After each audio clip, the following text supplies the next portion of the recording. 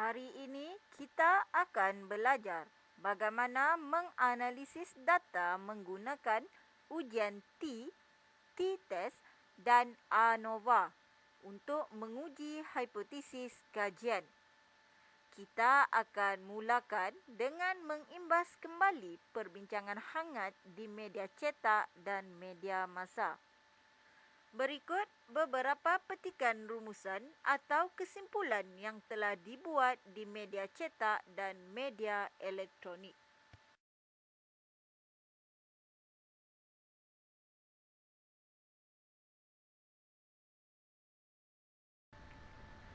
Semua bagaikan bersetuju bahawa bakal pengantin yang berkelulusan UPSR dan PMR akan menerima wang hantaran di antara RM2,000 hingga RM4,000.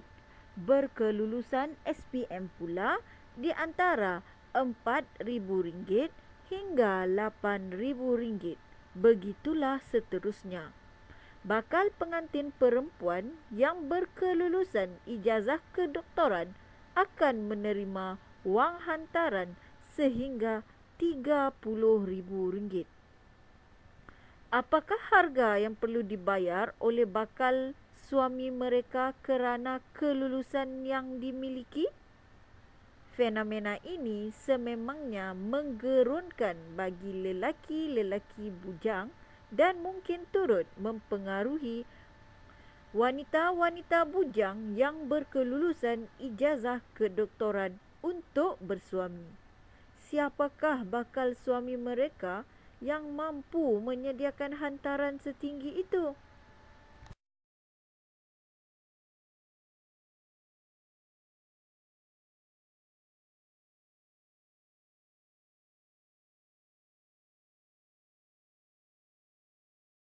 Hasil laporan ini telah menimbulkan satu soalan yang berbunyi, adakah kelulusan akademik pengantin perempuan mempengaruhi nilai wang hantaran yang diterima? Berdasarkan soalan kajian ini, apakah hipotesis untuk kajian ini? Apakah pemboleh ubah kajian ini? Dan apakah prosedur statistik dalam kajian ini?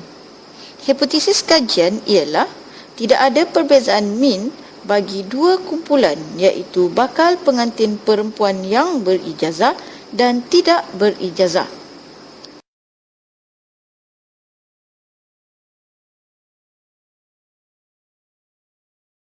Hipotesis ini akan diuji menggunakan ujian T. Kenapa hipotesis ini perlu diuji? Hipotesis ini perlu diuji kerana hipotesis hanya membuat andaian berdasarkan kajian terdahulu atau pemerhatian yang dilakukan.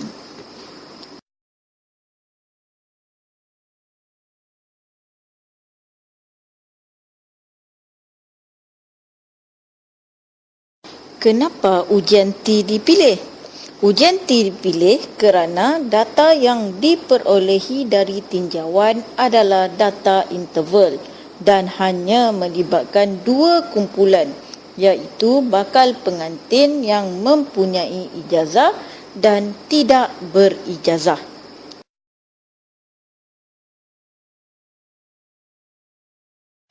Terdapat tiga jenis ujian T, iaitu pengukuran bebas, independent measure, pengukuran berulang, repeated measure, dan dua sampel berkaitan, two related samples.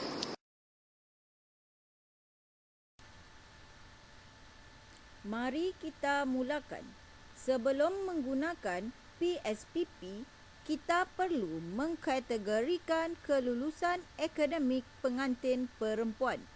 Ini kerana ujian T hanya melibatkan dua pemboleh ubah tidak bersandar. Kumpulan yang akan digunakan adalah satu untuk berijazah dan ke atas, manakala dua untuk tidak berijazah.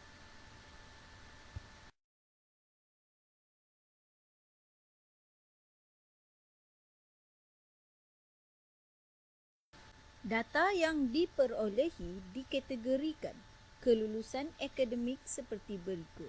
PMR, SPM, STPM dan diploma dikategorikan tidak berijazah, manakala ijazah sarjana dan ijazah kedoktoran dikategorikan sebagai berijazah. Semua data perlu ditukarkan mengikut kategori tersebut sebelum kita boleh menggunakan PSPP.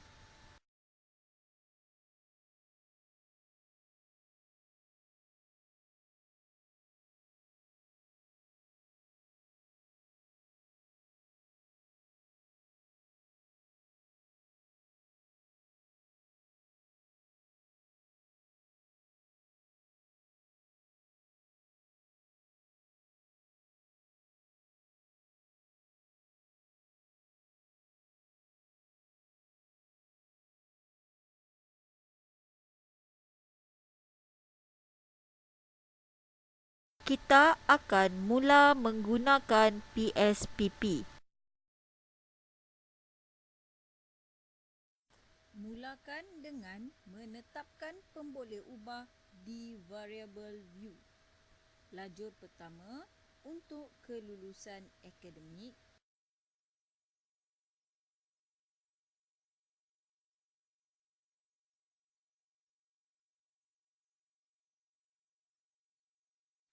Nyatakan kedua-dua kategori seperti berikut.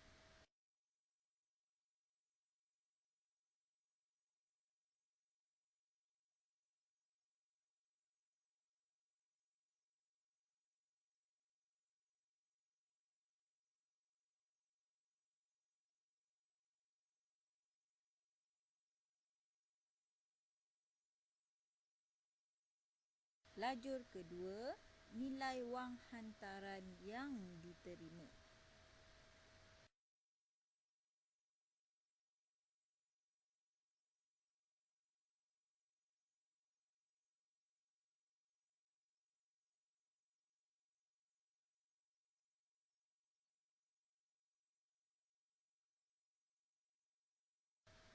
Kemudian kita masukkan data yang diperolehi dari tinjauan yang telah kita lakukan.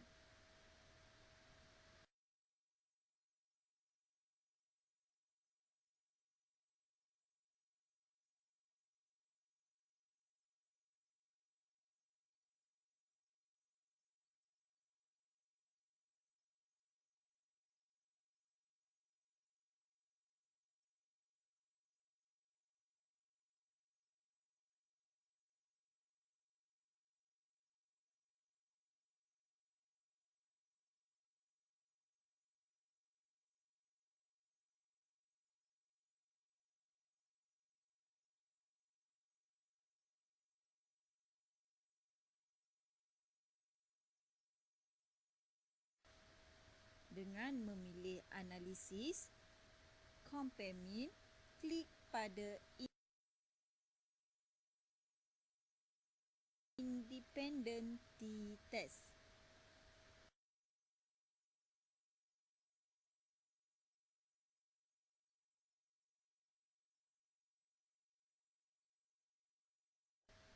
Ini hasil yang didapati.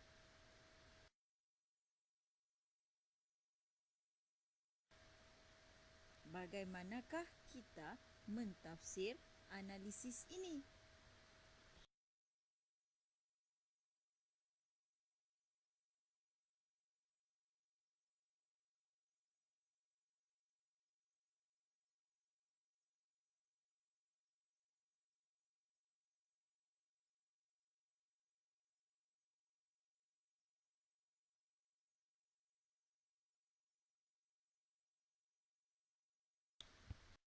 Berdasarkan keputusan yang didapati, rujuk pada jadual untuk independent t-test, kita akan pilih aras signifikan atau level of significance untuk dua pencong atau two-tail. Aras signifikan yang diperolehi ialah 0.34. Apakah yang dimaksudkan dengan aras signifikan 0.34 ini? Bagaimanakah kita boleh mentaksir data? Bolehkah anda terangkan? aras signifikan yang diperolehi iaitu 0.34 adalah lebih besar dari 0.05. Ini menunjukkan bahawa hipotesis awal tidak diterima. Oleh itu, dapat disimpulkan bahawa tiada perbezaan min yang ketara antara hantaran perkahwinan bagi bakal pengantin perempuan yang mempunyai ijazah atau tidak mempunyai ijazah.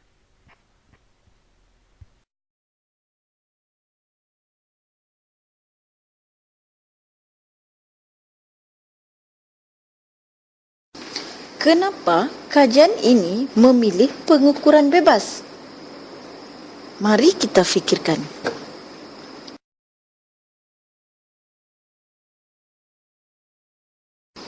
Kenapa kita memilih nilai 0.05 untuk dibandingkan? Cuba kita fikirkan.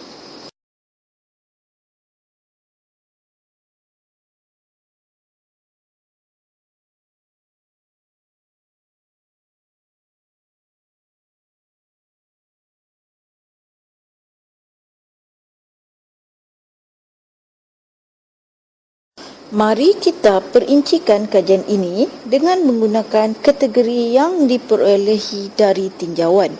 Bagaimana pula sekiranya kita akan menggunakan semua kategori, iaitu menganalisis mengikut kategori asal.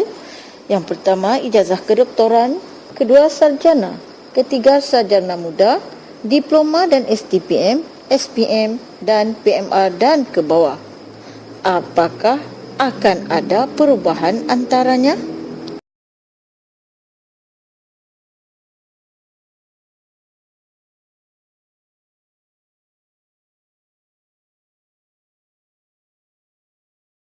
Jika T-test hanya digunakan untuk 2 kumpulan, bagaimana pula jika kita mempunyai 3 atau lebih kumpulan seperti sekarang? Apa cadangan anda? Dengan soalan kajian yang sama, iaitu adakah kelulusan akademik pengantin perempuan mempengaruhi nilai wang hantaran yang diterima? Hipotesis kajian kita adalah tidak ada perbezaan min bagi kumpulan ijazah kedoktoran, sarjana, ijazah sarjana muda, diploma atau STPM, SPM dan PMR. Apakah prosedur statistik yang mungkin kita gunakan?